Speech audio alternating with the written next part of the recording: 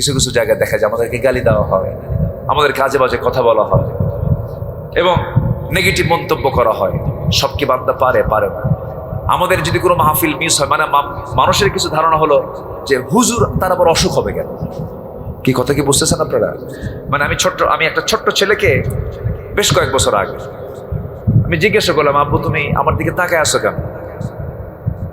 তো ছোট্ট ছেলে আমাকে বলতেছে, হুজুর একটা কথা বলি কি, ভাবছিলাম হুজুররা খুব ভালো মানুষ, কিন্তু হুজুররা ভালো মানুষ না কেন?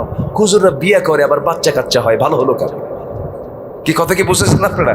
মানে হুজুররা মালি হাদা রাসূল ইয়ামশি ফিল আসওয়াক ওয়া ইয়াকুলু তুআম, এই রাসূল কেমন রাসূল, বাজারেও যায় আবার ভাতও খায়, খাবারও খায়, এটা আবার কেমন রাসূল? মানে আমাদেরকে মানুষ একটু ভিন্ন চোখে দেখতে চায়। হুজুরের আবার অসুখ হবে কেন, হুজুরের বিপদ আপদ হবে কেন? কিন্তু মানুষ যার নাম, তার বিপদ, বেকায়দা, অসুবিধা, অসুস্থতা আছে না নাই বলেন তো? এটা অনেকে বুঝতে চায় না। এই প্রযুক্তির কল্যাণে মিডিয়াকে জানানোর জন্য এই কথাগুলো একটু বলে ফেললাম, যেন এগুলো কথাগুলো যেন একটু জানানো হয়। মানুষ ভুল মনে করে যে হুজুরের ফাঁকি দিল, হুজুর আসলো না, হুজুর ওয়াদা ভঙ্গ করলো, অনেক কিছু বলে ফেলে। কিন্তু না, ওজারাত বান্দার থাকবে, বান্দার অপূর্ণতা থাকবে।